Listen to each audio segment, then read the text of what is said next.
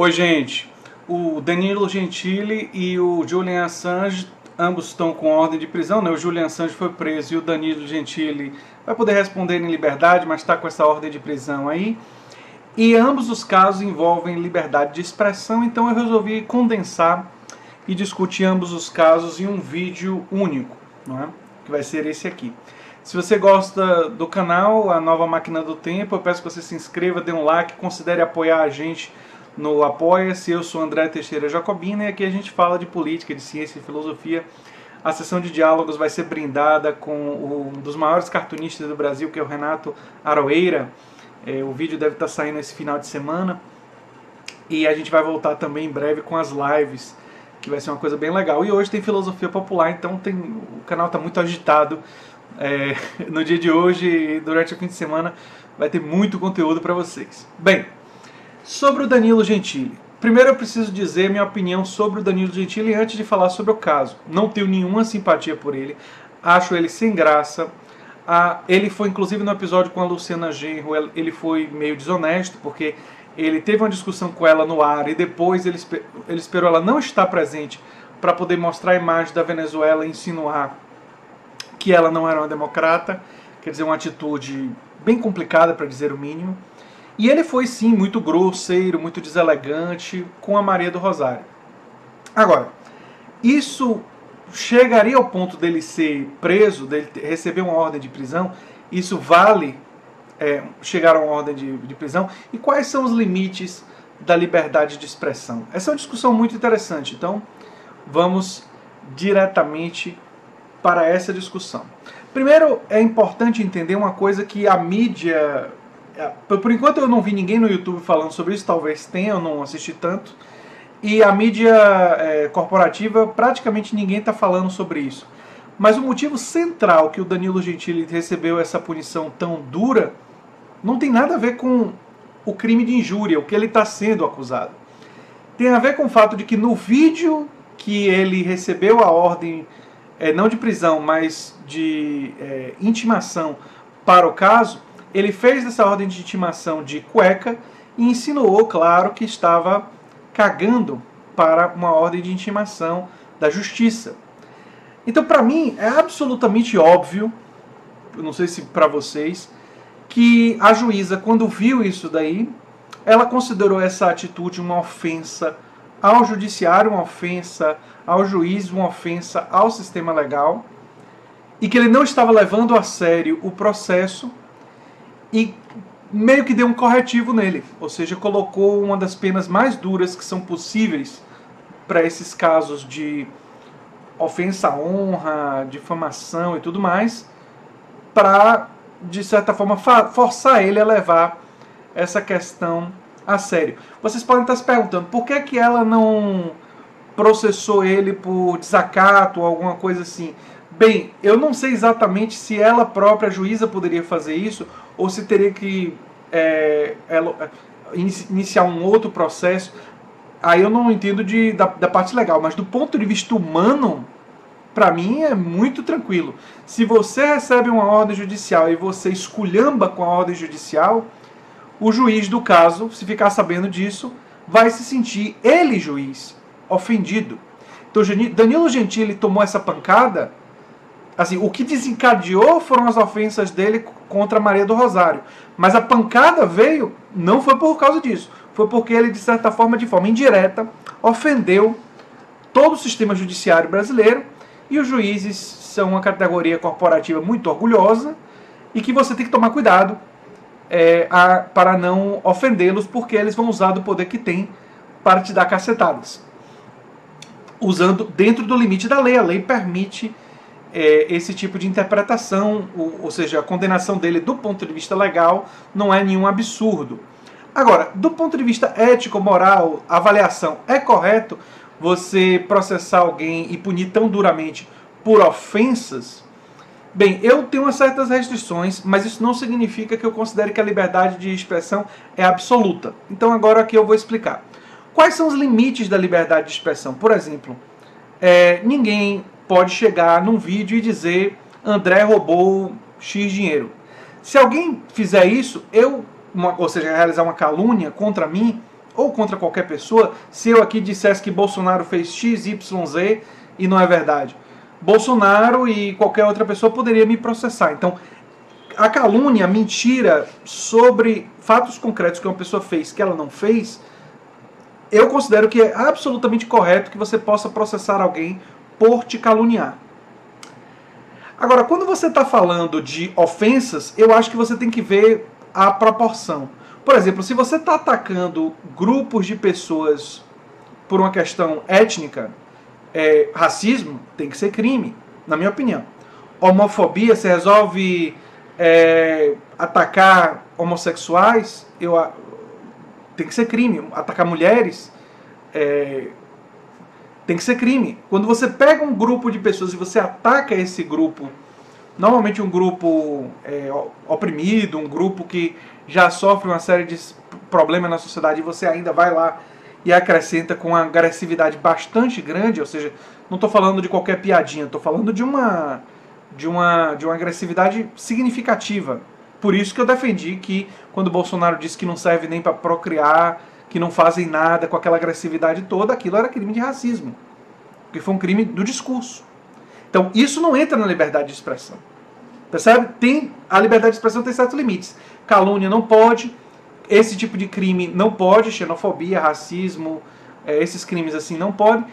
E você também não pode fazer apologia do crime. Então, por exemplo, quando o Bolsonaro disse que as milícias podiam vir da Bahia e ir lá para o Rio de Janeiro, isso não entra em liberdade de expressão. Isso também está fora. Na minha opinião, isso tem que estar fora. Você é apologia da violência e do crime, não pode. O Bolsonaro é um bom exemplo porque ele tem vários, né? Quando ele defendeu que gays deveriam tomar uma surra, né? Para deixar de ser gays, ele defendeu que os pais batessem nos filhos gays. Eu já coloquei esse vídeo aqui no canal, quem tiver curiosidade vai só procurar que vai achar. Também é um crime, porque você está advogando violência contra uma determinada minoria. Então, claramente, existem coisas que estão fora da liberdade de expressão. No entanto, o que ele fez ali foi bastante ofensivo, eu acho que está quase que no limite entre uma ofensa ou não. Uma coisa que caberia processo ou não. Eu penso que a punição de prisão seria excessiva. Acho que quando uma ofensa é muito grande, gratuita, excessiva, talvez uma multa ou algo do tipo. Eu não defenderia prisão nem para os meus piores inimigos quando o caso for... quando não for calúnia. Não. Calúnia pode ser prisão. Xenofobia, racismo, todos esses podem. Mas quando for simplesmente dizer que alguém é burro, dizer que alguém quer dizer, ofender a moralidade da pessoa sem você acusar ela de algo que ela não fez, ele fica no limite porque ele insinuou que a Maria do Rosário seria uma profissional do sexo. Então se ela dissesse que chamou ela de puta, né, insinuou isso. Se ela dissesse que isso é uma calúnia, e obviamente aí você já entra para o que poderia processar. Vocês percebem como a coisa não é muito tranquila? Ele ficou realmente no limite. O que o Danilo Gentili fez está beirando o limite ali. Agora, você atacar uma pessoa, você atacar a inteligência da pessoa, você atacar a capacidade, você criticar as suas atitudes, isso não pode ser cabível de processo. Vamos supor aqui que eu no canal dissesse que Bolsonaro é pouco dotado do ponto de vista intelectual. Que seria uma forma meio gentil de dizer uma outra coisa. Eu não gostaria de imaginar que eu não posso dizer isso porque alguém vai me processar por causa disso. A mesma coisa que eu falar que Ernesto de Araújo é desqualificado, não tem a menor condição, e ele ter dito que aquecimento global é uma trama marxista, é uma coisa absurda e mostra uma coisa patética, enfim, mostra um completo desconhecimento de ciência, ele é profundamente ignorante em relação à ciência. Se esse tipo de declaração começar a ser considerada ofensiva e a gente vai começar a poder processar todo mundo por causa disso, aí não dá. Então, quando você faz piadas e quando você faz críticas duras com relação a aspectos da pessoa que você está criticando, mas você não está caluniando ela, nem você está inventando coisas, eu acho que deve ser permitido. Minha opinião. Então, sobre o Danilo Gentili, é mais ou menos isso daí. Por isso que eu entendo os comediantes e outras pessoas estarem se posicionando a favor, contra a decisão, por considerar ela uma decisão excessiva que pode abrir um precedente perigoso do ponto de vista legal. Embora eu ache que ele ficou ali no limite e ele está sendo condenado por causa do desafio que ele fez contra a juíza. Já o Julian Assange, que é um outro caso completamente diferente, ele é uma pessoa que ficou notório, ele é o criador do Wikileaks, ele ganhou notoriedade porque ele ajudou a que a gente descobrisse, né, que o mundo todo soubesse dos abusos que os Estados Unidos realizou em guerras, inclusive também, mais recentemente, a corrupção do Partido Democrata, favorecendo Hillary Clinton e prejudicando Bernie Sanders. Quer dizer, foi o Wikileaks que permitiu isso mais recentemente, que a gente descobrisse isso. Eu considero o Julian Assange, por causa dessa atitude, muito mais próximo de um herói do que um vilão. Porque é alguém que está fazendo a gente conhecer a verdade. Eu sou uma pessoa extremamente crítica da concentração de poder do Estado.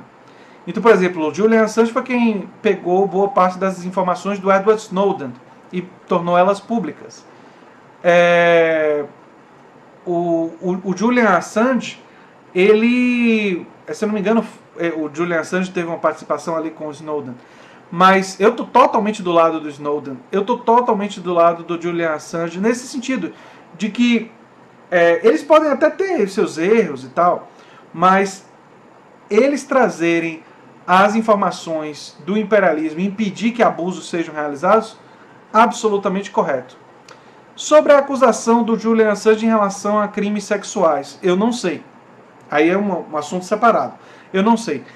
Existe uma forte suspeita de que esses supostos crimes sexuais, na verdade, foi uma desculpa, uma invenção, para poder pegar ele pela questão do Wikileaks. E se isso for verdade, é claro que é um verdadeiro absurdo você convencer mulheres, sabe-se lá como, dando dinheiro, duas, não foram? Para fazerem um depoimento de que ele teria assediado elas ou algo do tipo. Então, para mim, aí a fundamental questão é se é verdade ou não. E eu não sei se é verdade ou não essa questão do assédio. Existe uma forte possibilidade de que, nesse caso, isso tenha sido fabricado para poder pegar ele pelo suposto crime de espionagem internacional, pelo fato dele ter pego essas informações informações de segurança nacional, informações sigilosas, e ter divulgado elas para o mundo todo.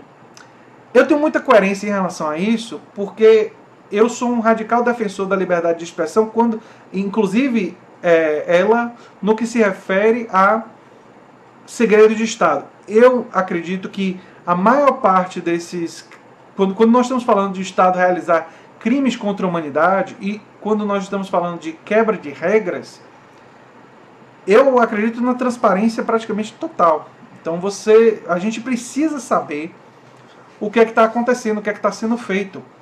O povo do mundo, especialmente quando os Estados Unidos realizam guerras ofensivas contra os países, a população do mundo precisa saber de atos de tortura e tudo mais, para não permitir. Um Estado e a corrupção e a violência e o arbítrio, ele se baseia muito no controle das informações e nos segredos. Ou seja, o Estado, ao controlar as informações e manter segredos, eles conseguem evitar que as pessoas se rebelem contra o Estado, e por isso ele consegue realizar atitudes, especialmente estados beligerantes, militarizados, como é o caso dos Estados Unidos. Ele consegue realizar essas atitudes sem ser questionado. Então, pessoas como Snowden, como Julian Assange, nesse particular, no que se refere a isso, para mim são heróis.